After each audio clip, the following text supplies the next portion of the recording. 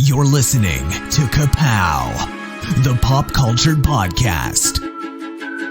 Comics, television, movies, and more. If it impacts fan culture, we have something to say about it. And now, your hosts, Jordan, Cliff, and Seth.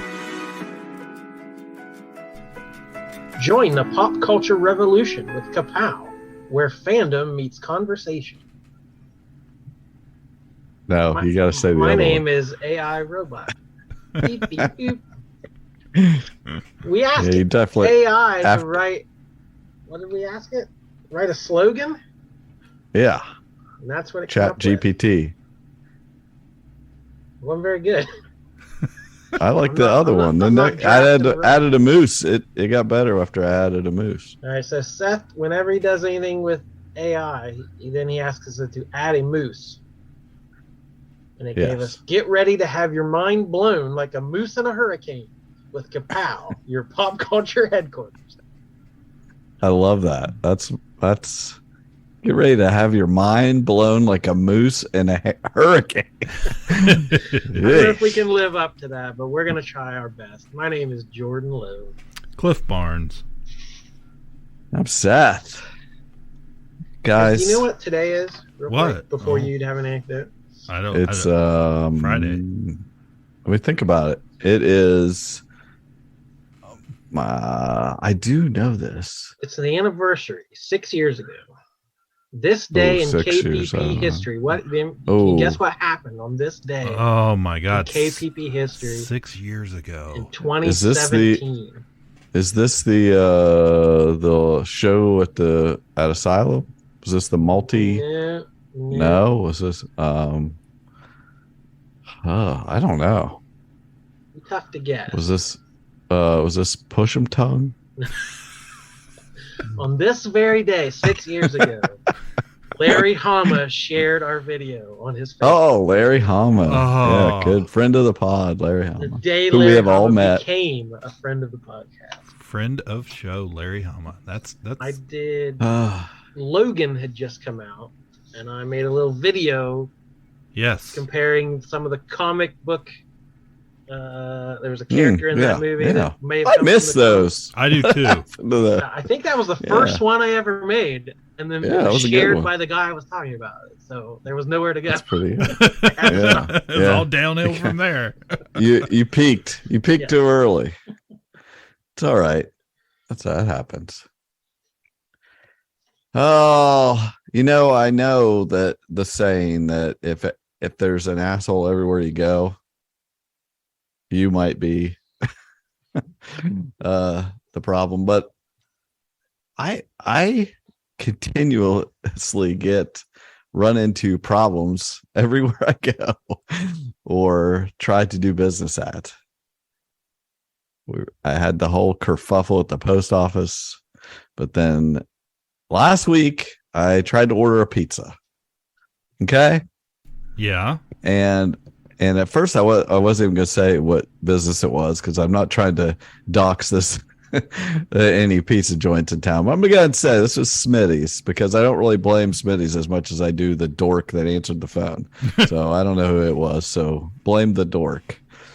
But I always order a deluxe because it's cheaper than ordering all the items separately. They're like, just order a deluxe and tell us what you want on it. It's cheaper. I was like, okay. So I ordered deluxe with pepperoni, mushroom, onion, green pepper, and hot pepper. And he goes, so no salami, no olives, no bacon. I was like, I don't know. I want a deluxe with only pepperoni, mushroom, onion, green pepper, hot pepper. He's like very stubbornly says, so no salami, no olives, no bacon. It's like, all right, smart guy. I was like, that's what I want. I told you what I want. So get off the phone. And then I'm like, I know it's going to be wrong. Because as soon as I hung up, I was like, there's going to be freaking sausage on there. There's going to be sausage on there because I guarantee you that's on a deluxe and I don't want it. And he didn't say none of it. And sure enough, it showed up and it had sausage on it. I was like, I already had my note written. I already wrote out the conversation and I wrote at the bottom and look, it's got sausage on it. I wrote that before the guy even delivered it. And I opened it up. I was like, yep. And I taped the note to the top of the box and handed it back to the delivery guy. And I handed him a $5 bill. I was like, you are the only one I owe money to. I was like, here's $5 for your trouble. Because I don't blame you. I was like, but you give this to the manager. I was like, not the guy who answers the phone. I gave you $5. You give this to the manager. And I don't want to pay. He's like, you don't want another pizza? I was like, no, I'm done. Just so freaking annoying. I was like, this guy does. Whenever you go to any business and some employee is like, they've worked there for like 6 months and you have ordered the same thing for 20 years, but they know better. Oh, hate it. I did that one time. My first job was at Dairy Queen. And I'd only been there a short while, and somebody ordered the banana split, which is an advanced treat for somebody who just started there. Wow. You got to peel the banana. I barely had the swirl down. And it was the last, I was getting ready to leave. It was literally the last customer of my shift. And they want, banana split comes with, I don't even know, chocolate, like, there's 3 little blobs of ice cream, and you get chocolate on one, strawberry on the other, and I don't know what's on the third. And they asked for 3 other things. Okay. They wanted pineapple and something else. And I didn't realize what they meant, and I typed them all in as like extras. So they charged like 59 cents more for each thing. Right. Yeah. And I made it like I was trained to with the 3. I put chocolate and and then you put that crap on top. Then I put the other 3. So it had 6 different toppings, and I charged them way too much. And then I just left. I clocked out and went home. You're like, I messed this up so bad. Threw a match and walked out. Yeah. Wow. Now my I'll get over it. My daughter, she is not quite 16 yet, but she got her first job working at the ice cream shop down the street here, and she went. I remember predicting that place wouldn't be open. I do too. I mean, like, all these businesses around here like that close immediately, and that place like opened in the winter. Yeah. And I was like, nope, gonna be closed in a month, and they're still open years later. I'm very surprised. People like ice cream. But she went to she had an orientation the other day. They're just getting they've just opened last week for the season, and so she went to her orientation. Right. She went to, then they had a couple meetings on like how to make stuff and that type of thing, training, and she came. I went and picked her up after one, and she was like, "Yeah, I'm not very good at the ice cream machine." I'm like, "What are you talking about?" I'm like, "How can you be bad at skill?" That? And she's like, "Oh, that comes out pretty fast, and you gotta like get the rotation down and stuff." Apparently, I don't know how she did it, but she packed it in there so tight in the styrofoam cup. The styrofoam exploded. Oh yeah, like you hold it right on there, it gets dense. You can squeeze a lot. Oh man. So yeah, she's got to work. They opened last weekend. She worked a few hours, and tomorrow she has to work tomorrow afternoon, and she has to work Sunday afternoon. So if you're in Marietta and you need some ice cream, then she'll hook you up. But Dairy Queen wasn't a bad first job, so I'm sure she won't mind this as a first job. Ice cream. That'd be a good job for her. She's pretty excited. So all right, what are we doing? Yeah. Podcast? Oh, we're on the air. Okay. Yes. Okay. Hey, didn't you listen? We've been doing this for like 6 years, apparently. Yeah. Hey, we got my mic fixed. Got my mic fixed. Don't need all the dirty details, but I'm not gonna say it. I'm not gonna say it sounds way better and then find out later it doesn't. So let's just assume it sounds Somebody better. didn't like having the worst sounding mic, so now I know I have the worst sounding audio. I don't know. We'll wait and listen to this and see. We're going to remedy all of this and get us back to where we were pre-COVID. We had all that fancy equipment working right. Speaking of 6 years past, hey, we didn't get a chance to talk about the Oscars. It was a long time ago, but we're movie fans, so we wanted to at least touch on it real quick here. We had the Oscars. I made some pretty mean tweets about All Quiet on the Western Front during the Oscars. I was like, All Quiet on the Western Front needs to shut the F up. Every time they won an award, it was like scaring me that they were going to win Best Picture or something. And I did not like that. Yeah, it racked up a few. I thought if there was anything with the chance of an upset, I thought that might have snuck in there. And like we said, we complain a lot about stuff. So when something does good, I want to give it credit. And I thought the show was very good. We have complained about award shows in the past. Yeah. I thought the Oscars this year fixed a lot of the things we don't like about award shows. It didn't play anybody off egregiously with the music. It played a lot of clips. Couple times. Yeah. Couple times, but not like it used to do. When they tried to sneak a second, hey, you say something too. It's like the camera. Yeah. They then they would like blast the music. Get out of here. Yeah, it was a definite improvement on that front. And there were movies we liked. There were movies we were rooting for, and actors we were rooting for. So we were kind of invested. I think more this year. Yes. Oh, I totally was invested. I prepare the whole year. I basically prepare the whole year for the Oscars. Like that's my Super Bowl. Like I when I'm watching these movies and ranking them, keeping track the whole year, it's really that's subconsciously is leading up to that night because I know that's whether I mean this. Well, I mean you haven't said who won, but this the culmination. This was the first time in 30 years. It was 30 years ago. It was the last time my favorite movie of the year won Best Picture. So it was in 1993. Huh? It is rare. Yes, it's rare. It is very rare. Yeah. I really like. Yeah. Wins, yeah. I had won it for about 5 seconds there in 2017 Oscars for when La La Land. I thought it's happening. Nope. But it was 1993 Oscars was for Unforgiven. That was my favorite movie of 92, and so 30 years later, Everything Everywhere All at Once. So that was pretty sweet.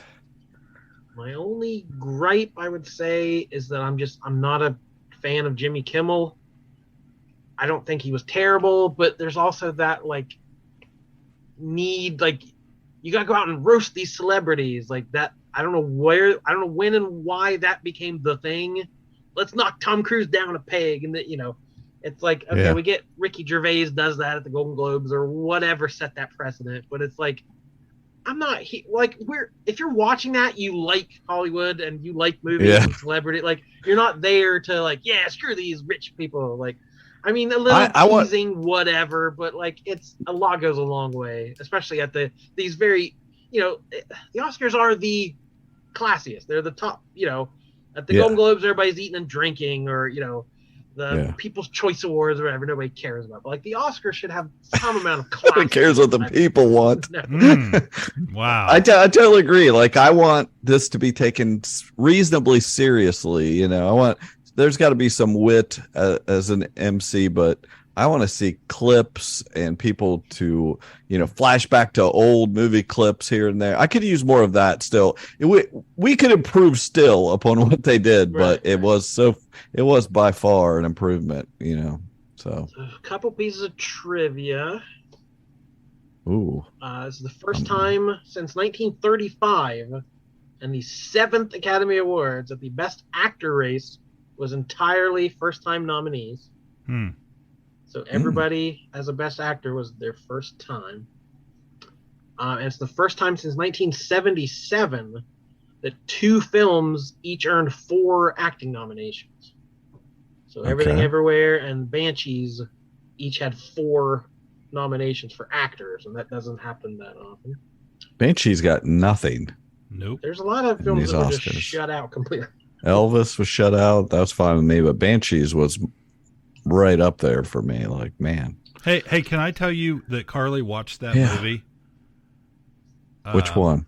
That Banshees Everything? movie? Yeah. Banshees. Yeah, she actually watched it that weekend. Or anyways, I don't remember what day it was, but it doesn't matter. It doesn't matter. Yeah, because she'd asked me, asked me about watching it. I was like, yeah, I already tried it. I was like 30 minutes into it, I was out. So she watched it, and she had a mixed review on it. Like, she didn't not like it, but she also said it was very weird and slow and so. But sorry, from a teenager, she put more effort into it than I did. She did better than you. I thought maybe she'd like it just to spite you, but like she thought, there were some funny parts, but ultimately it's not for everybody. But I knew that when I watched it. But she stayed up with me and watched the Oscars, and we really, like you said, we really enjoyed the show. I mean, from the beginning to end, and that surprised me because I haven't sat down and watched a full Oscars show, and I couldn't tell you how long. It's been a long time. And, last year everybody's waiting to see what's going to pop off. Yeah. Well, yeah. They had their crisis mitigation team at the ready. It's like, what are the odds something's going to happen? They kind of suckered me in with that first award too. Like, I really wanted to see Key win short round. Yeah, I really wanted to see him win. And then at the end, having Harrison Ford out there was just like, oh my gosh. Oh, that was sketchy. That was a gamble. I heard a lot of people say, then as soon as I saw Harrison Ford come out, I knew that, they were going to win. I was like, I didn't. What was it? I don't remember last year or the year before when they were all, it was just like for sure Chadwick Boseman was supposed to win Best Actor or something. And they had everybody set up for that. And Anthony Hopkins did, and he wasn't even there. And it was just like the bottom dropped out of everything. Like, I was like, but anyway, it was good. Good, happy ending this time. Yeah, that's for sure. 2, 3, 1. Yes, hi. Hi, congratulations, Amanda Champagne with Closer Weekly. If your younger self could be here now at the age of Data and your younger Goonie brothers were here, what would they say to you right now? Well, my younger self would not know all the struggles that I went through to be here. Because he was just having the time of his life, being a kid, being on a set, with on a pirate ship, going down a water slide, and right before this night started, Corey Feldman, one of my Goonies brother, called. I was talking to Carrie Green, and of course tonight, Jeff Cohen, who is my entertainment lawyer, is here tonight with me. He was in the audience, and that's why I wanted to thank him because I love all of them so much, and every single one of them was so happy. Sean reached out, Josh, Martha, and we are always bonded. We're family forever. Goonies never say die.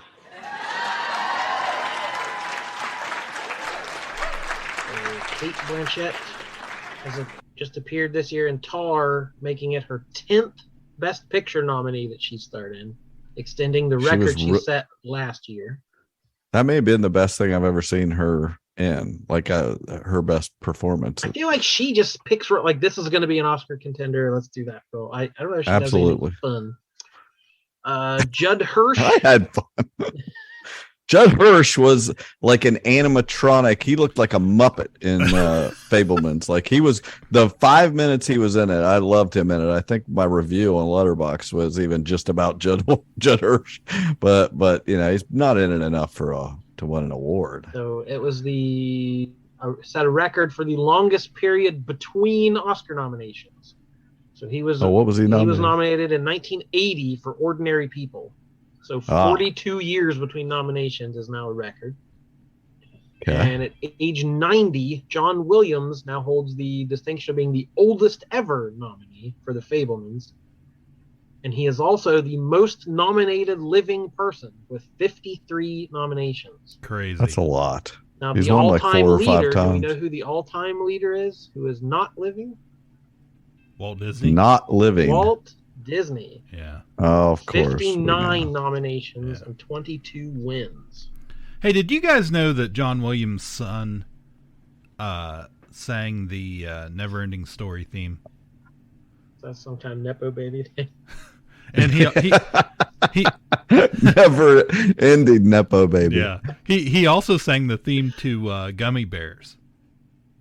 Oh, now I'm listening. That's not going to win you anything. Here and there, all around the square. Absolutely. So yeah, I learned that this week. Wow, that's good. That's good stuff. It's better than all my trivia. I know that's the best. That's the best trivia I've heard this whole show. Is the How about Gummy this Bears. One? Steven Spielberg is now tied for directing the most Best Picture nominees with 13 in all, pulling even with William Wyler, who directed Ben-Hur. They've both been nominated for 13 Best Pictures, and he is the first and only director to be nominated in 6 different decades. Spielberg is. Yeah, they just said that in the show or whatever, and I was like, "Whoa!" I bet the first thing he thought was, "I'm probably not going to be the first to do 7." All right, so the winners, I don't know, there wasn't a whole lot to go around. Sound went to Top Gun Maverick, because those loud planes zooming around. Yep. Costume design went to Black Panther Wakanda Forever. Yep. Visual effects to Avatar The Way of Water. I think also the woman that, I could be wrong, but didn't the woman that won for Black Panther, the costuming, wasn't she like the first Black woman to win 2 Oscars? That could be. I don't know. If now you're not making up true, I'm going to edit that out. Okay. Best original song went to Natu Natu from RRR. Natu. They did a good job. I was worried. Worried that because the movie is that dance, only it's CGI'd and it's a little more intense than that. But they pulled it off. Those guys could dance. They did the dance. I was impressed. Best documentary went to Navalny. That was a good documentary. I watched it after the fact. Best animated feature to Guillermo del Toro's Pinocchio. Yeah, good. Gotta promote those animated movies.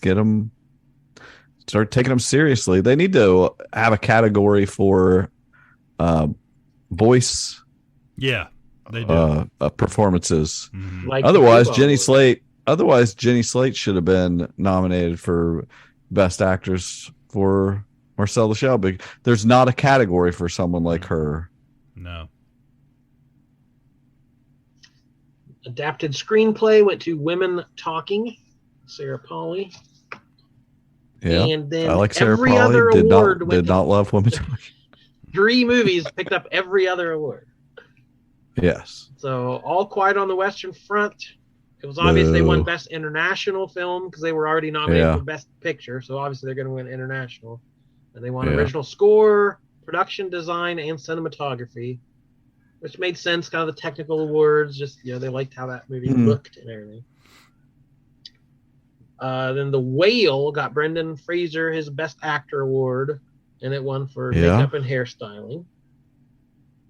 Yeah, that was a pretty cool moment. And I watched some of his interviews, afterwards, and with the press. And, he just seems like, always has seemed like such a genuine type person. You're rooting for him. Absolutely. I definitely was glad to see him win. I would have. Who was he up against? There was somebody else I was rooting for in that category. Austin Butler, Colin Farrell, Bill Nye. Yeah, Colin Farrell. Yeah, Colin Farrell. I probably would have preferred, but I'm happy with this for sure. And then Everything, Everywhere, All at Once won everything else. Editing, original screenplay, best director, supporting actress for Jamie Lee Curtis, supporting actor for Ki Hei Kwan, and then best actress Michelle Yeoh, and best picture. So when's the backlash?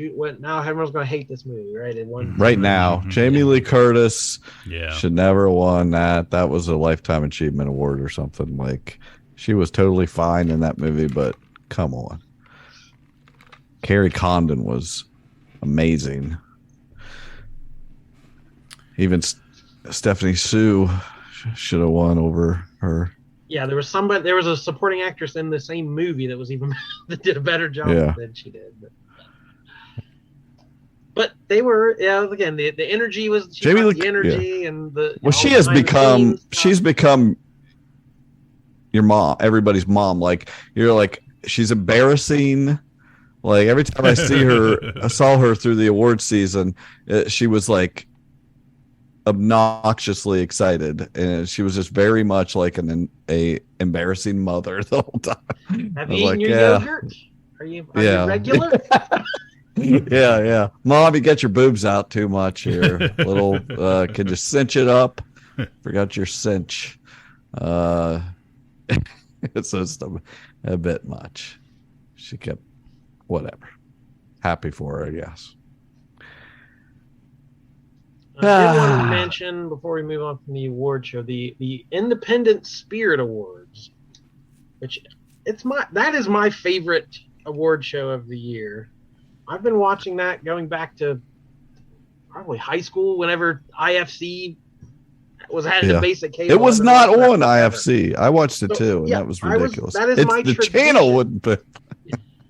The tradition that I always had, you watch the Independent Spirit Awards are on the Saturday before the Oscars. I always watch them and maybe take note of a movie I hadn't heard of and add something to my list that I want to see this year. I was at work Saturday. I was like, oh crap, I forgot to record the Independent Spirits. So I Googled it. It's a sentence no one else has ever said. I thought it. I thought it for a second. And then I learned it was not on TV this year. It was only streaming. So it had already been broadcast like 2 weeks earlier. It had been they recorded a long time ago, and it was on the Film Independent website or their YouTube channel. And the host was Hassan Minhaj, and he made a lot of good jokes about this isn't even worth. No one even cares enough to put this on TV.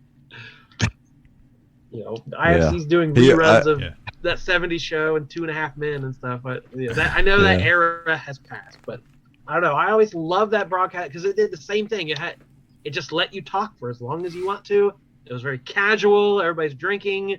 No one's stuffy in tuxedos and stuff, and it was the cool kids table next to the stuffy Oscars, and I've always loved it. And again, Everything Everywhere swept that award too. They won basically everything there as well. Yeah. Oh, it was good time. Good times. I like that stuff. So, what else you got? Any other movie stuff before we move on? Oh, I saw Scream 6. Scream 6. 6. It was, 6. Went to the mall, which I'm happy to report that I had a good experience at the mall theater. And I don't know that I've ever been in Theater 1. Like, a lot of stuff that I go to see at the mall that I would go see is things that didn't come to Marietta. Yeah. And so there something independent that came there because they had more theaters. And so I'd end up in one of the small theaters looking up at the ceiling, basically. And we went to see Scream 6 in Theater 1, which is the biggest screen and the biggest theater, and it was nice. And it looked good. And I was like, oh my gosh. And when we were done, we went into every theater. We just went up and down the hallway, went into every theater and like just checked everything out. Yeah, I want to know what I'm getting into. Kind of like what theaters I felt like I would be interested in watching a movie in. So I've got my eyes on a couple.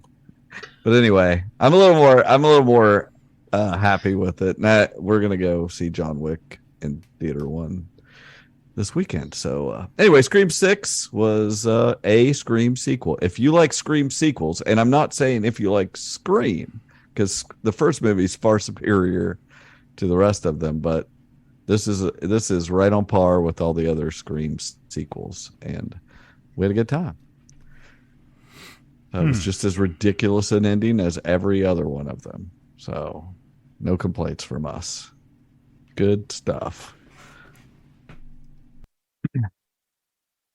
Did you guys see anything? Watch anything? I don't think so. Nope. I don't think I've seen any movies here lately. Well, it's all right. So what we talk about, we watch on TV. What we watch? TV. You've just crossed over into the Twilight Zone. Live from New York, it's Saturday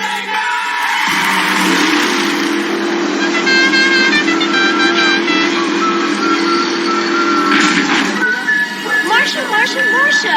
What's up in the light, yo?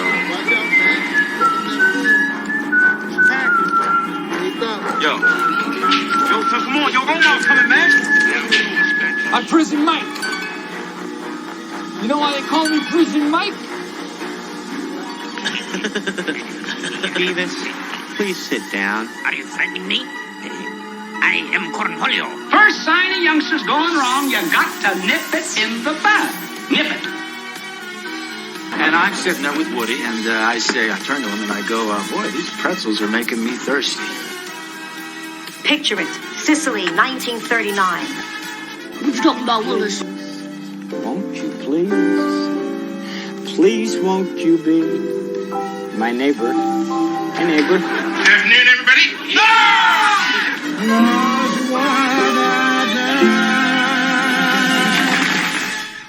We watched Shrinking. Shrinking. I watched Shrinking. Mm-hmm. That show on Apple I told you about before, I think. Jason Segel, Harrison Ford, a couple other people, I don't know their names, but started out fine. Mm-hmm. And honestly, I thought it ended after 8 episodes, and I was like, oh, there's another episode. So I watched it, and I thought it was over. Then, there's another. There was 10 episodes. I think it actually ended today. But I think you would like it, Cliff. I will say that in our household here, we are pretty big Jason Segel fans. Like I am. I like him. Especially for getting Sarah Marshall and the Muppets. Yeah. In particular. One of my all-time favorite movies, top 20 all-time favorite movies, is Jeff Who Lives at Home. I love that movie, and he's great in it. So yeah, I'm a fan. Yeah. He's a little, it's a little ridiculous. Everybody says there's dumb jokes in it here and there, and it's kind of just whatever, but it's kind of heartwarming too. And it's actually kind of a contrast to Ted Lasso, which recently came back. Ted Lasso was kind of this feel-good show, and Shrinking is kind of a less, you don't have to be so perfect type. I don't know. It's like a Ted Lasso alternative. Jason Segel has an ability to play kind of cringy, like on the verge of creepy, but yet somehow he really walks that line of like, oh, I think I still kind of like this character in a lot of movies. I'll fall for that. Anyway, I think you should try it out. Let me know what you think. I liked it. I liked the It all wrapped up. Ted McGinley's in it. What more do you want? You got. Well, the issue I have right now is I don't have Apple TV, so Happy Days. Yeah, Revenge of the Nerds. Superstar Ted McGinley. yeah. We haven't watched.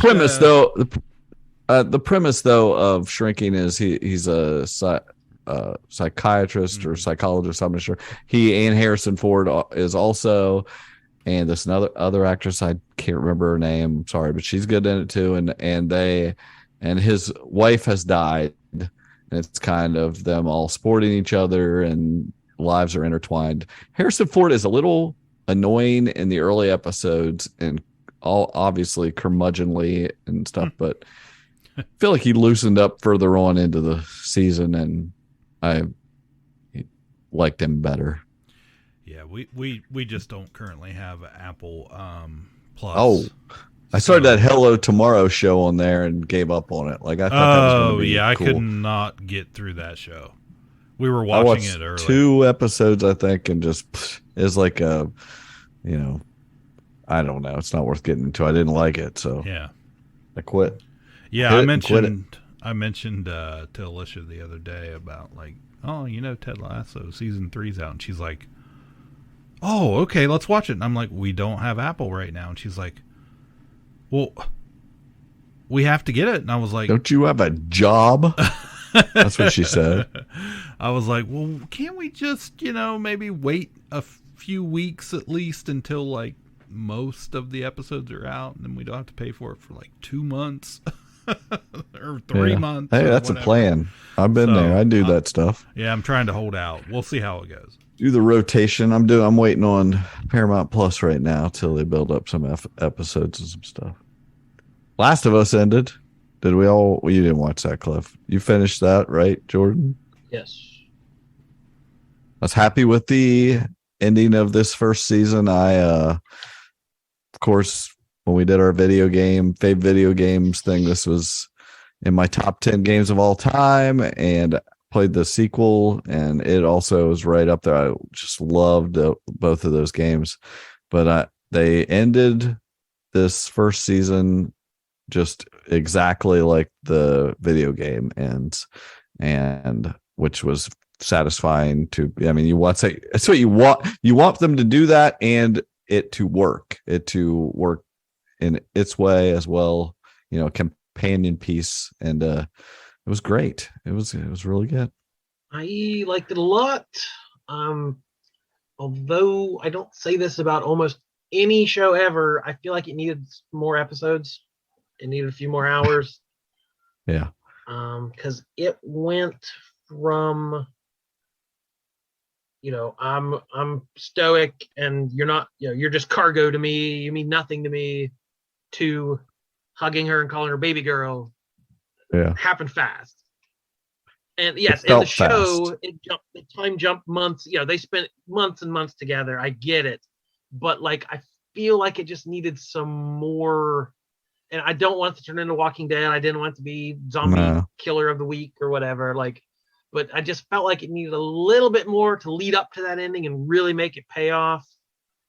And then the ending, again, I could see playing a video game where you're tasked with saving the world. Here is point A to point B, and then you have to make maybe a different choice. I get that being mind blowing in a video game, but I got to that ending and it was like, well, what other choice did he have? It didn't feel to me like they set it up as some huge monumental character moment. Because what else is this guy going to do? This is what he's going to do. He's going to walk through that room and do what he does.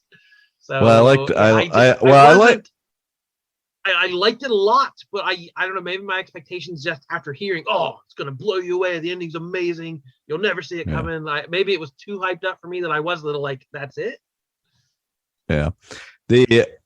When you play the game, you get to that moment and you have to, spoilers for the end of The Last of Us show / video game. It's been out ended a couple weeks ago and everybody watched it. And that's that was your chance. 3, 2, 1. at the end, they are going to, they've got her sedated. They're going to have to delve into her brain to cure everyone and save the world. Save the world. And he's like, no, that ain't happening. And he knew they hadn't told her that, even though he had just basically got the message from her that that's what she would want. And he goes through and tries to save her. But in the video game, he goes to the doctor and he does just like in the show. And he does, you have to shoot the doctor, to move on with the game. And I think the point of that is, a lot of times you have your choices, but that at that point they've tried to set up that isn't a choice for Joel. That just isn't a choice.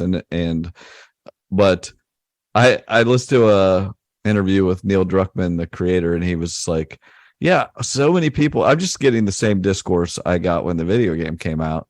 Why did you make me kill everybody? And he's like, well, I didn't. And he's like, you had to kill that doctor. But like, people are like, I had to kill those nurses and all this stuff. And he's like, nope, sure didn't. And which I thought is a nice twist because I murdered everyone. but yeah, I agree with his twist on that. And they've had to fast forward the travel and everything and cut out so much of the zombie killing that it does seem like their relationship moves pretty fast. But I agree that's a flaw. Because each episode or bundle of episodes, you're like, okay, here's a new character. By the end of this episode or next, they're dead. Every single new character we met the entire season. So that was it's a little dark. But they've said the second game they're going to break. It's going to be multiple seasons. They've already greenlit the next season, so they're not going to try to do the whole game in one season. We're going to definitely get more. Yeah, it wouldn't be possible, and I don't expect it to follow the second game religiously. Like they'll have to make some different choices, I think. But I'm looking forward to it, and I even kind of want to replay the second game because I really enjoyed it. So I think we built up to the climactic ending here where we're going to talk some more Mandalorian. How many? So it was a couple more episodes, right? Two more episodes.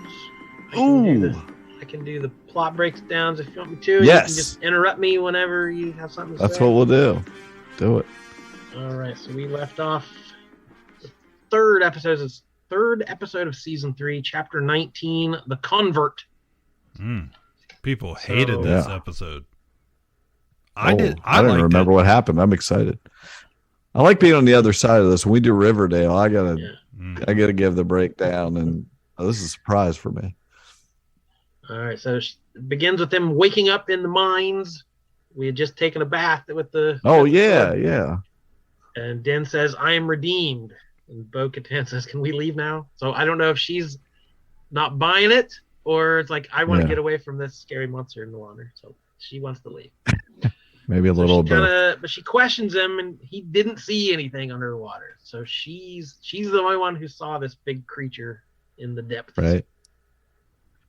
I'm really excited about her story now. It's almost like she has the most interesting story going on right now. Mm-hmm. Like her whole, she is, one of the converts in this episode, and I just like this episode and next go, right together. And I saw somebody say, hey, the show's called The Mandalorian. It doesn't have to be Din Djarin. Exactly. And it doesn't. It's Baby Yoda. I mean. They're nailing it with the titles. So they're in her ship, leaving Mandalore. We almost, I don't know if it was Grogu's first words or not, but somebody said this is the way, and he gurgled something. So that might have been his first words, saying this is the way. Well, he's not old enough to declare, to say the vowels. One doesn't speak unless one knows. That's right. So they're zipping home when they're attacked by TIE interceptors. Yep. A whole, yeah. Yeah. So Whole bunch of them. A little bit of Yeah, dogfight. Squadron. Has to jump out in midair. That was get cool. to his own ship. So we had a fun Pretty little sweet. dogfight around her planet, her castle. And we learned it was all a diversion distraction to bomb her castle. So the TIEs blow up Bo-Katan's home. She doesn't have a throne to sit on anymore. She don't even have a throne to sit on. But they escape to hyperspace. And then we shift gears. Like it's like literally like it always goes. Like every Star Wars space fight ends with someone escaping into hyperspace. I've never seen a single space dogfight that did not end with an escape to hyperspace. That's not true. No, no. This is this 99.9% of them. There was a very famous one like that involved the Millennium Falcon in the I Empire know. Strikes I'm just Back. saying. Yeah. Okay. One time they found a creature. Yes. So we Hyperspace jump was out. to Coruscant and follow a whole different character for the whole rest of the episode, basically. Yeah, this is the part people hated. Yeah, because there is a little too Andor for them. Mm-hmm. It was. We get Dr. Penn Pershing. We last saw in season 1 as the clone engineer. He was messing with the blood samples from Grogu. Yeah, he wanted to see the baby. The actor's name is Omid Abtani. Okay. And we learn there's an amnesty program. The former Imperials can get rehabilitated here on Coruscant. So he, I don't know what, probably that or jail, I'm guessing. We're trying to reform our ways. So he's given a number, L52, and a cubicle to work in. That, again, looked a lot like Andor, the bureaucracy. Like what was that guy's name? Cyril? Yeah. Like how to? It's like you just look like you ended up just like that guy, and he didn't like it either. So he's giving a job archiving equipment, and then he learns it's all stuff that's going to be destroyed anyway. So this is very much the big bureaucracy that we saw in Andor. That it's just we're kind of lost. You know, the cogs in the wheel are just not important to the big picture. Doesn't matter which side you're on. Right. Yeah, this is all heavily leading into the sequel trilogy and how, why when the First Order there's a First Order and appears and the New Republic doesn't really have any type of defense against them, and Leia leaves and creates the resistance in order to have an army to fight them. So she was very like, hey, we need to keep these ships and everything, and meanwhile they're just not into that at all right now. We're seeing they're just like, nope, everything's fine. We don't need to be ready for anything. Yep. So this is definitely we're looking at what the good guys, quote unquote, are doing right now. And it's not much different than what they were doing right before A New Hope in Andor. So he asks to do some research into cloning. It will help the greater good and help medical research, and he is forbidden. So he's just kind of biding his time, working his 9 to 5. He's at home checking Wikipedia and learning about the planet he's on. They do a quick little info about what where he's living. Yeah, that guy interviewing him, that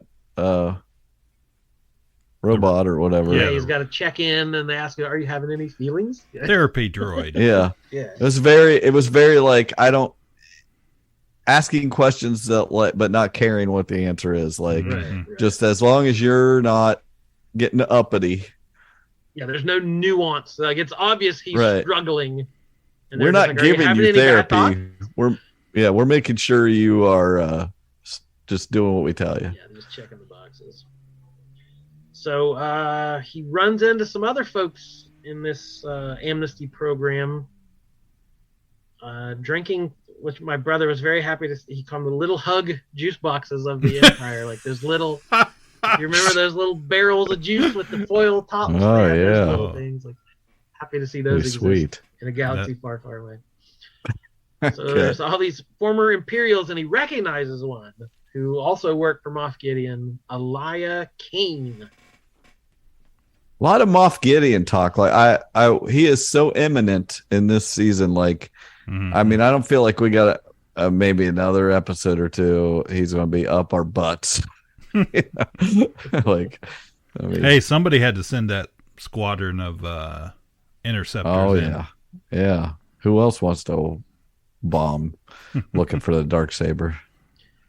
So she's kind of friendly to him, and they walk the line pretty well with whether she's. They definitely try to make her suspicious, but yet when they go out like on the street, like hanging out, the fountain or whatever, and things like that, she's like playing a little practical joke and let's go get a fizzy pop or whatever the heck she says. And it's all photon fizzle. Yeah, the glow photon fizzle. That soon to be at Galaxy's Edge. Yes. I want a glow pop because that's what I called him. I glow want pop. a picture. I want a picture of you with a photon fizzle in your favorite bathroom. Let me tell you though, when they got to that scene with the glow pops, like Alicia and I were watching it, and there's music playing right on Coruscant in the background, and my ears immediately perk up, and I'm like, "What?" And my wife actually turned to me and she goes, "That's theme park music." And I was like, "You're damn right it is." And they were playing the Interventions background music loop, and and I even, because I messaged Justin, I was like, "You noticed this, right?" And he was like, "What are you talking about?" And I was like, "This is Interventions music they're playing in the background." So he went and watched it, and he's like, "Oh yeah, absolutely." And he broke it down for me, like what they changed in it, so it wouldn't be completely obvious, even though it was completely obvious, right? But yeah, it was That's me. I'm like, synergy. The synergies were synergizing. Yes.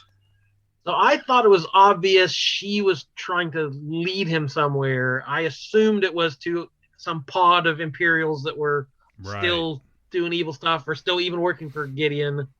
Something like that. So I thought it was obvious she was baiting him, but I didn't guess where it was actually going. So. Oh yeah, it seemed obvious, but they tried to hide it a little bit. But still, you're like, they don't normally do little fun things with them or something. It's usually almost always too obvious. But anyway, the obvious thing of the whole deal was the fact that they fired one actress for her,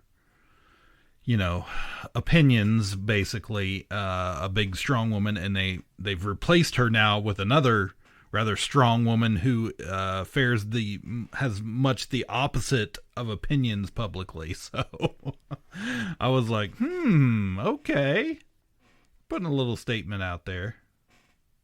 I see you, Disney. A much different role, though. Like much different role, but I think she's going to have a big part of this show. So she gets him to sneak out to try to go find a mobile lab so he can start doing some of this research without them knowing. So they have to take a train. They get in a little disguise. Taker droids chase them out of the train, and they have to jump off like Star Wars hobos, jumping riding the rails. No railings, no railings in Star Wars. Just freaking, you're hung out to dry anywhere you go. What's that movie? There's an old movie like that. This had to have been. This is just crossing my mind now. I feel like I watched an old black and white movie on a train. It might have been Strangers on a Train or something, but where they go to the back of the train and throw Mama from the train. No, was it the? Was it double? Double indemnity. The guy in the cast had to jump off the back of the tree. Yeah, that's what it was. You're right. Good job. So they make their way to a scrapped Star Destroyer that's still got juice. They've still got lights and everything's still working inside, but it's gutted and they're pulling everything out by the wires. And we learn she led him there. He got his little med kit, and she betrayed him. That he gets arrested for, I don't know, for looting the Empire, I guess. And then they strap him to a mind flayer. Yeah. Which, what was the point? These are the good guys here. Yeah, what was the point? It seemed like they could turn it on mildly and just get him to chill out a little bit, a little Xanax, just to be like, hey, I'm cooperative. Yeah, they were going to help it. According to what species is the Twi'lek Akbar? Oh, Mon Calamari. Yeah, because they said they made a trap joke. Yeah, he says it was a trap, and the Calamari's like, oh, yeah, that's my line. It was great. And then, but I believe that what they were going to do was probably not a negative thing to this guy. Like, what they were intending to do. You know, like I know what you're shaking your head. You know, it was meant to be would not be in rehabilitation into that program, not we're going to punish you so much. Not aggressive, just a little few zaps to the brain. Yeah, it felt like Clockwork Orange. Like, we do this in Indiana. We're going to change your will. You know, if you can't get along, we're going to make you get along. Which, again, that's free will. That's bad news, no matter who you are. But that wasn't enough for her. No, so we thought maybe, okay, she's just working for the good guys, I guess. But no, everybody leaves the room. She cranks up the juice and fries his brain. And then casually eats one of those biscuits. Mm-hmm. Yeah. Biscuits. She bribed him with the space biscuit. Oh, yeah. I forgot about the biscuits. They goaded him earlier at lunch when they're having their sippy boxes and stuff. And they're like, oh, what do you miss? Missing it. Well, not the bad stuff. They're like, we're just talking about, I like them gold biscuits. Them Empire biscuits are tasty. He didn't even put peanut butter on them. Well, just a dry cracker. That was pretty bad to sit there and eat a biscuit while you fried his brain. So what's her deal? What was the point of that? Yeah, we don't know if she killed him, or if there's he's made him pliable to Moff Gideon's plans or something. Who knows? But yeah, my feeling is she's not working. She's a triple agent or whatever. She's not working. Oh yeah, 100%. For this. She's the cops who arrested him. She's got her own plot in mind. But then again, why not just recruit him to your side? Exactly. That's what I mean. Why all the steps? Whenever I get a multi-agent, I think, was there a simpler way to do this? Did you have to be everything? But anyway, that was good. It was good. And last scene, we jump back to Din taking Bo-Katan to the Mandalorian hideout, and she is welcome to the clan. She's been washed in the same water, the living waters, and she hasn't taken her helmet off, so she is just as welcome as he is. And that was I got a lot of problems with this.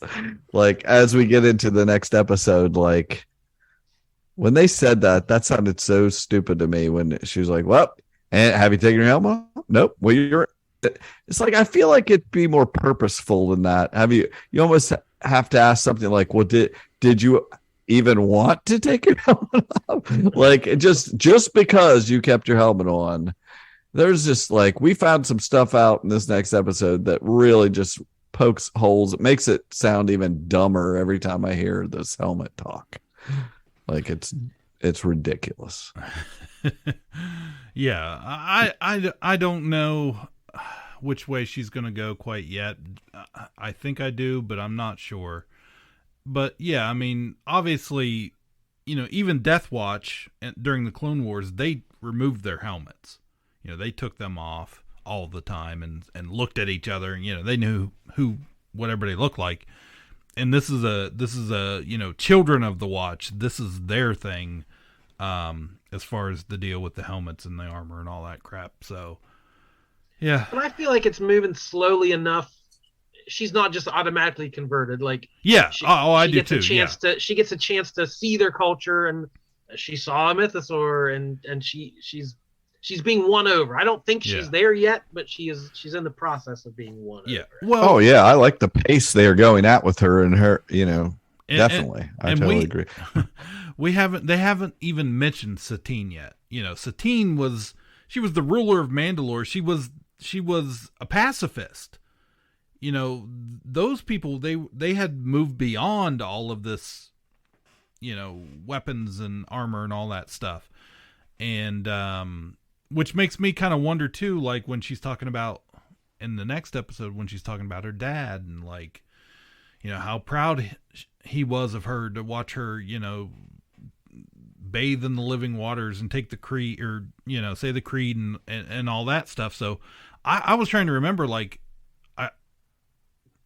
is that how she ended up, Night Owls and Death Watch and all that stuff? Was it because of him? Like, I couldn't remember, or if they had talked about that or covered that in the show, but yeah, I'm still waiting around for her to mention Satine and what Mandalore had become at that time. So of course the convert also talks about that guy that, in the episode. If I had to make a wild, uneducated guess, it'll be that she's going to be in charge of all these people by the end of it. That they're all going to be following her in some 100%. They're building to that, but that feels some satisfying. Altered version. It's a mixture between their two beliefs. It will have to change, and they definitely give you plenty of stuff to look at in this next episode, which we're going to roll into here, that could use some fixing. All right, episode 4, chapter 20, The Foundling.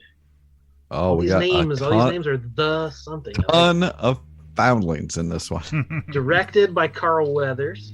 Yes.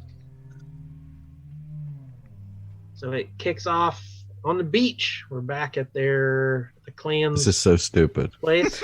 Now they're sparring and they're firing training off guns. It's how I imagine every beach in Florida. People just indiscriminately firing weapons. That's like it really makes them look like a terrible militia of some, like, we're just shooting hellfire missiles out into the water. We know them gators are out there somewhere. Yeah, literally. There's one out there. No one, but it was implied. Yeah. No wonder the gator that's in that pond is so mad at them and attacked them a couple episodes ago, because they're just shooting out into the water. Like what does that test? You're not shooting at a target even at all. It's just stupid. You're just wasting ammunition. You're on this like deserted place. It's all desert, and you're in those full armored uniforms that just look, they're just sweaty. Yeah. And then they're just sparring in the sand and knocking each other down, and that was all so dumb. They're shooting flamethrowers. Right. Yeah. At each other. Again, I can imagine this happening. It was almost poetic though, after in like the panhandle somewhere. After hearing all the criticism about the last episode and how, this is just so boring and they're not doing anything, and then they open up on this nutso scene of just random and I could just imagine all those people going, yeah, this is what we want. I mean, honestly, as much as I'm laughing at it, I think it was a pretty epic fail. Like, if you to do this right, they should have had a structured training with like some sort of actual intense like actual intense training that looked legitimate of a good fighting squad. This was just everybody doing whatever the heck they wanted, looking like a bunch of rednecks, and Carl Weathers, what are you doing? It just that was a big fail for me. If they had didn't ruin it, but I was like, whatever. That was stupid. Had they inserted like Yosemite Sam into that scene, just out there going, yeah, he would have fit right in. Had Jimmy Kimmel's Nepo nephew just out shooting everywhere up in the sky. We did have okay. While this is going on, you got Baby Yoda down there at the beach. This was cute. Like the rocks are moving around. A pattern of rocks or something, maybe moving with the force, but it's actually little crabs. Yeah, he's playing with the crabs. I like that because it was like there was enough mystery there to be like, okay, first you think he's moving them, then you realize they can move themselves, or is he keeping them from being able to go in the water when they just want to leave? And he's doing some of it, but they're doing some of it. And also it was like, I love the idea of they are also wearing helmets. Just like all these people, you cannot be on this beach without a helmet. Yeah. It was just the contrast of, all that, those idiots behind him just shooting their guns and whatnot, flamethrowers, and then he's just chilling out on the beach, just playing with crabs. It's just such a great. It was great. Like, maybe he doesnn't want to. Maybe he's not bought into all this nonsense. I want us to do a sidebar here. We're gonna at some point we're gonna do a bracket or something with 100% approval rating things, and one of them's gonna be Baby Yoda. Like who could beat Baby Yoda? In a bracket of approval. Jeff Goldblum. I don't. I'm adding him to the list. We could do baby. Anyway, go on. Baby versus baby with the old dinosaurs, not the mama. Dinosaurs. Yeah. We're off track already. Send me these ideas at your leisure. All right. So yeah, it looks like Grogu just doesn't want any part of this. He's happy being a baby, playing in the sand. But Daddy thinks he needs to train with the other foundlings. Yeah, and this is amazing. Like the not the actual fight, which is fine and was basically exactly what you would expect to happen, but the fact that we didn't know for sure what was going to happen, it was so cute. And just the idea of him, like the way he talked to him, like, well, you're gonna have to learn. Just make it in there, kid. Very much like that softball dad or little league dad. Yeah. Look, kid, get out there, rub some dirt on it. You gotta get in there. And he's this little nothing. It's so freaking cute. Like I was just bursting. Like my smile was so big watching this. I was like everything that Den was saying to him and the way he looked at him. Oh, just freaking loved it. And everyone else is like, are you sure this is a good idea? Yeah. But he's 100% committed and says, next challenger. So he has to step up to fight. Yeah, just like, real, like, I got a guy, right? It's like, what? And even the kid's like, I don't think I want to beat up this baby. He's like, why doesn't he have a helmet? It's like, he can't speak yet. He can't speak the creed. And that's when we... Right. And I immediately was like, pause. What does Baby Yoda? What is he going to talk like when he freaking talks and has to? Are we ever going to get to the point where he's saying the oath for a Mandalorian? Like that would blow my mind. Yeah, he has to say it backwards like Yoda.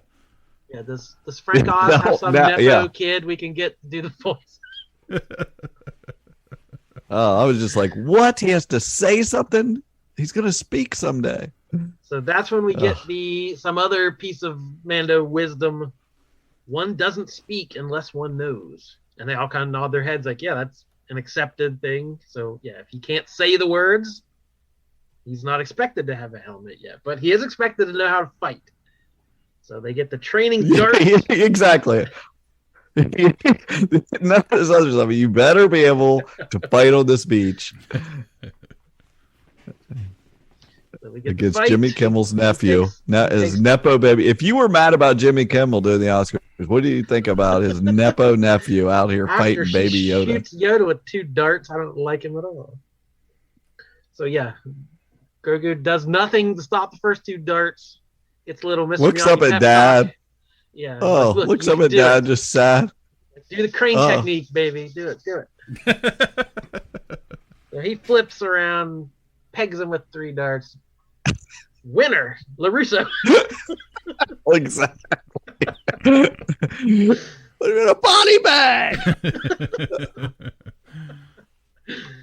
So yeah, that's a short-lived victory because they apparently live on Monster Beach because now the pterodactyl swoops down and we're just out here. We just got attacked the other day, and now we're just gonna hang out here. And we find out that not only does this thing attack and take the kid, but it's been happening for a while. Yeah. We've lost other kids this way. Multiple kids. It's Land of the Lost.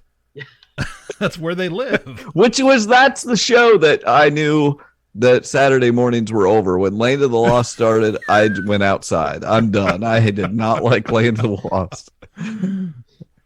I saw a comment. Somebody said, I don't know if this was just them trying to make an excuse or if this is actual lore, that Mandalorians want to live in a dangerous place because they always want to have to test their metal and they always want to be ready to fight. So I don't know if that makes any more sense. That sounds like a bunch of whatever. Why they live on Mole Man's Monster Island, but yeah, so they don't even have I think they live there because they can't go anywhere. Do they have a ship? I don't think they have a ship. Stuck on the planet? I don't even know how they got there. Takes a lot of Beskar to make a ship. Yeah, they all try to follow with their jetpacks and don't get very far. But which is a plot point. That's it. Yeah, that's it. She has a ship. She jumped in her ship and followed.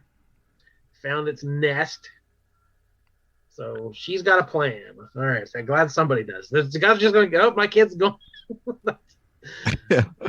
Oh, man. The 3rd kid this week. Yeah. I don't know how many nephews Jimmy Kimmel has. That was Ragnar number 3. Yeah. All right. So here's where it gets interesting. The armorer is going to forge Grogu a new piece of armor from scrap Beskar, which is I guess a Foundling tradition. Right. You help deck him out in armor as young as you can. And she's giving him a speech and banging on the metal, and the sparks are flying, and it sparks a flashback that Grogu has back to Coruscant. Oh, this was again. Amazing. Yeah. That is where the Jedi Temple is, right? On Coruscant? Yeah. So we get the moment Order 66 has been invoked, and we've got evil stormtroopers taking out Jedi, and we get a new Jedi Master shows up, Kelleran Beck. Kelleran Beck. Recognize him? I'll admit I didn't recognize Absolutely. him. Oh yeah. I knew it was Ahmed Best. Yeah. So but this is the Beck, Jar Jar. Yeah. Former Jar Jar Binks is now a Jedi Master. I did not realize though that he had played Kelleran Beck before on Jedi Temple Challenge, which was a kid's YouTube thing that happened that apparently was terrible. And it's now he was also another Beck character. It was it was a very George Lucas name. They took his name and made it was like Ahmad Beck or whatever. And so now he's playing someone related to him, to that character, I guess. It was animated. Okay. That were before, because I remember him playing a character, and it was in Clone Wars or something. And now there's this. Yeah, it was from that YouTube show. But I loved seeing him. He was great. He was really good. Great. Yeah. Well, I was just I was so happy for that guy. Me too. I would watch more of them together. So was everybody online. I saw. Yeah. Yeah, Ahmed Bat, the same fandom that drove him out and sent death threats and made his life terrible are now all those people. To have him all those people grew up and feel terrible. They all feel terrible. Right. Same way with Hayden Christensen when he came back as Jake Lloyd, Vader. He got some of it. They hated that guy. They drove him from acting because they hated him. So now, it's so good to have him back and give him another shot. And let's not destroy his life this time. As much as that is frustrating, I totally agree with that idea. But then I think this is the only good way. I'm glad that. Yeah, I'm glad that like it's better. This. Yeah, it's better to do it now than never, I guess. But maybe not be awful at the beginning.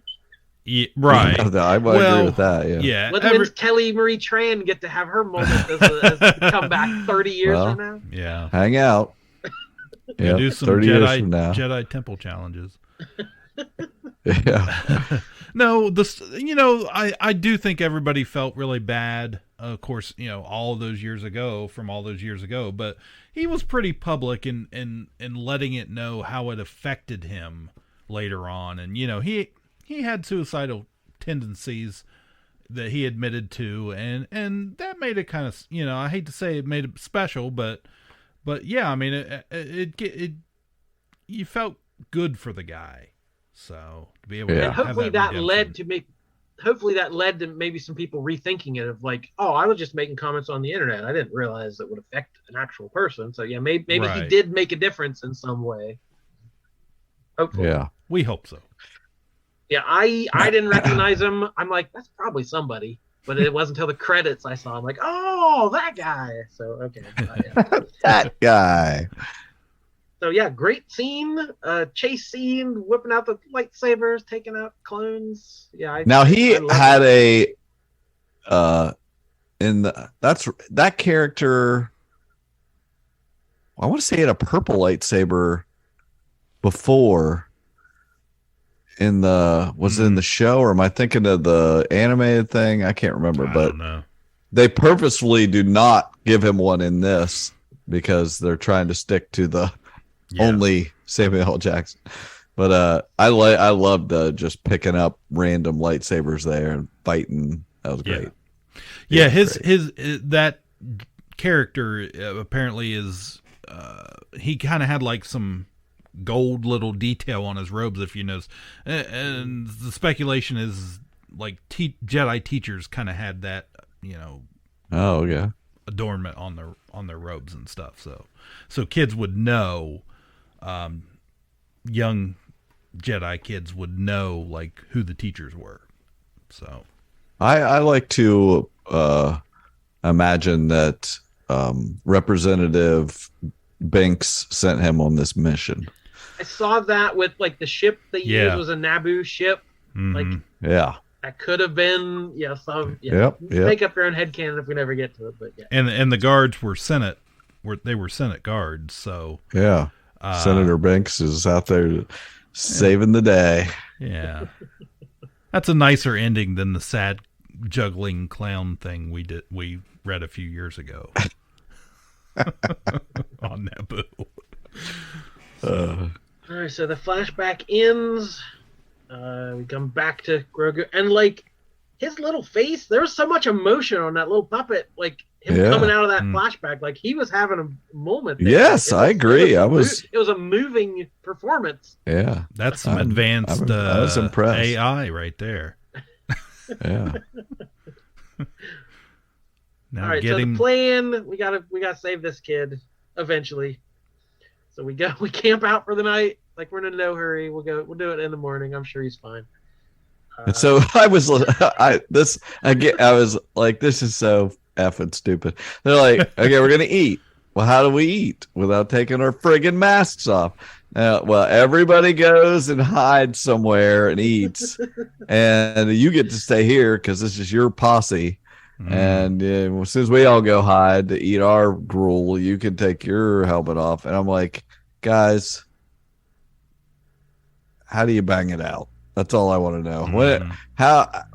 Because you guys are making us think too much about this whole process and how stupid it is. Maybe they don't. Maybe that's why they have all those foundlings. They just steal kids from, like the Jedi. They just you know how foundlings come around. Foundlings you don't steal them.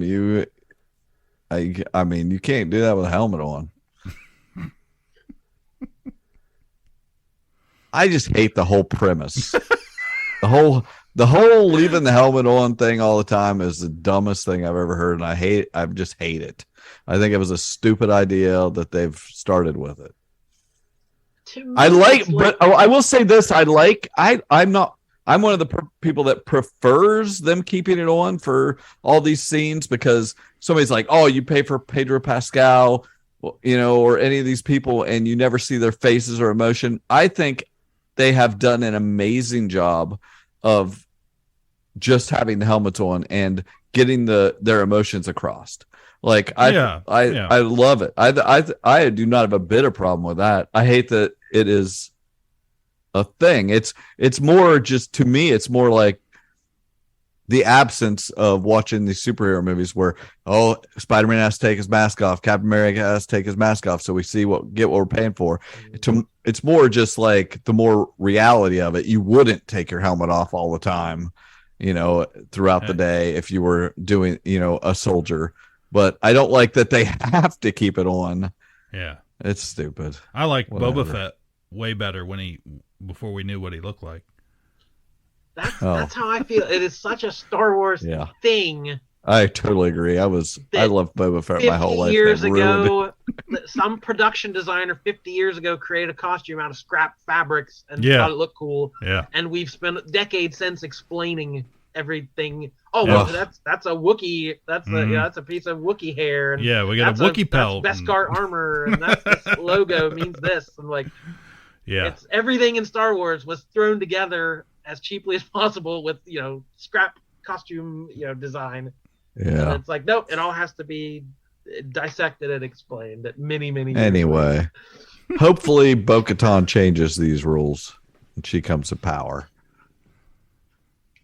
Well, they actually use their grappling hook lines again for it was so funny too. I was like, they probably only go so far too. You can only use your jetpack so far, and you use your grappling hooks only so far. They're like pulling themselves up. It was so Batman and Robin. It was. I wanted them to go sideways and have them just walking up there, and somebody pop out of a rock and look at them and ask and say something stupid to them, and that surprised me a little bit, because I almost expected something to jump out at them or whatever, but it was just them climbing a rock.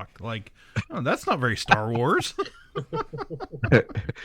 So they get up to the nest and it looks empty, but there's babies in the nest.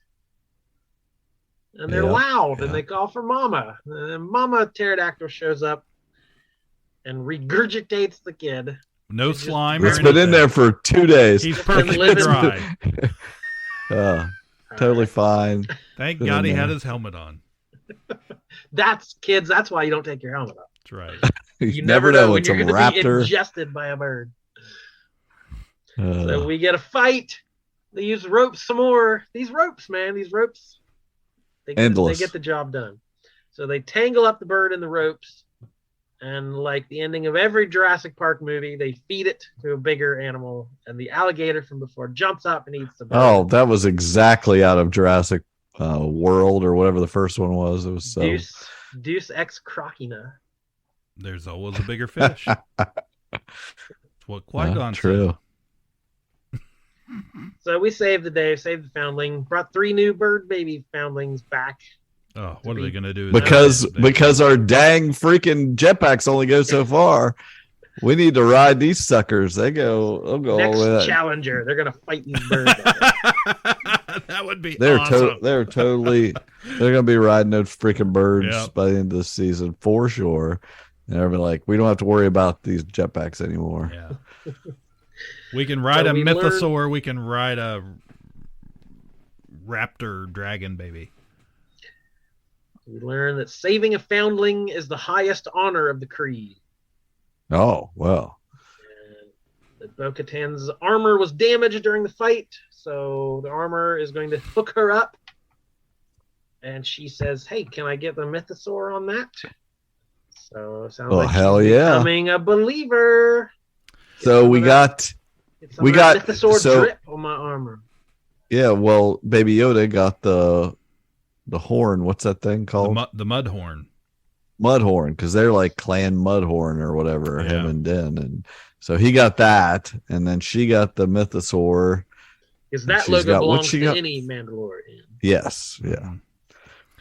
Which I thought that was a nice little ending. Like, I liked that scene where, the armor asked her, like that, yeah. Should I, do you want to, even though I think the armor is just like, the armor is a problem. Like, the armor is the problem with this whole group.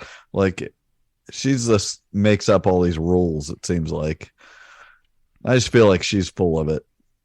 Yeah, I kind of feel that way too. I don't know.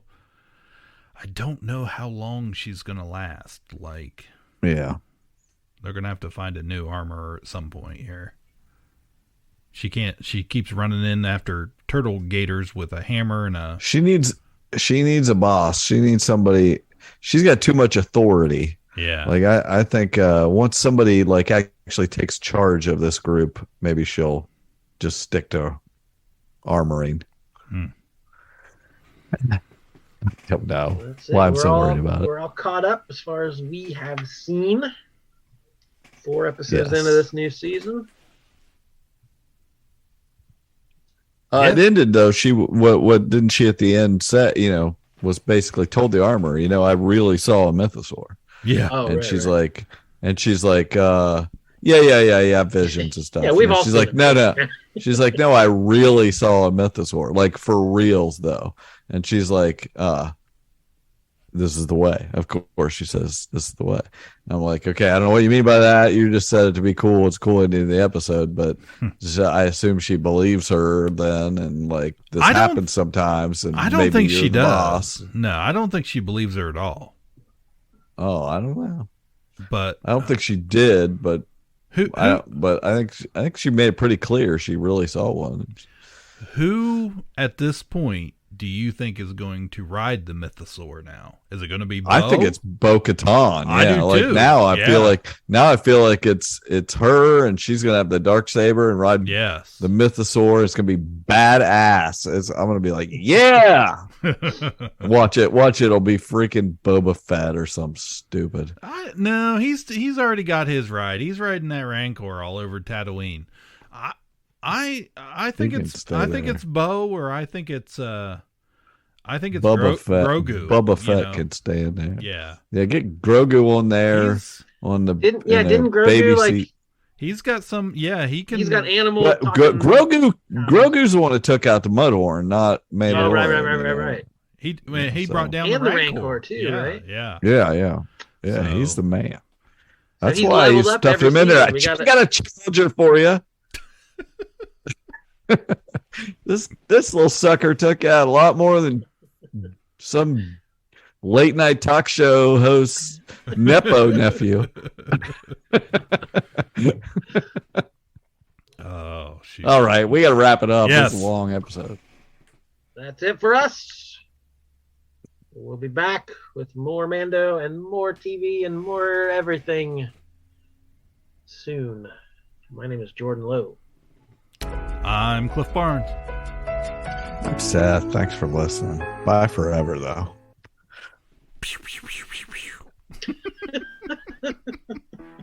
Ka-Pow, the pop cultured podcast, is intended for entertainment and information purposes only. Sounds, music, and clips played during the podcast are property of copyright holders. All original content is property of www.udownwithkpp.com. If you enjoyed this podcast, please subscribe and leave a comment. Ka-Pow, the pop cultured podcast, can be found on Apple Podcasts, Google Podcasts, Podbean, Spotify, and wherever podcasts can be found.